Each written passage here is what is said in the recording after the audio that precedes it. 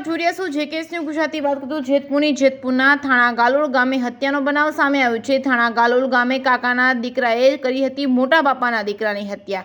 મૃતક અને આરોપી બંને થાય છે કાકા બાપાના ભાઈઓ। આરોપીએ છરીના એક ઘાએ રણજીત મકવાણા નામના 36 વર્ષીય યુવકની હત્યા કરાઈ હતી। થોડા દિવસ પહેલા મૃતક અને આરોપી વચ્ચે કોઈ બાબતે માથાકૂટ થઈ હોવાના ખાર રાખી હત્યા કરી હોવાની પ્રાથમિક માહિતી સામે આવી છે। મૃતકના મૃતદેહને જેતપુરની સરકારી હોસ્પિટલમાં ખસેડવામાં આવ્યો હતો।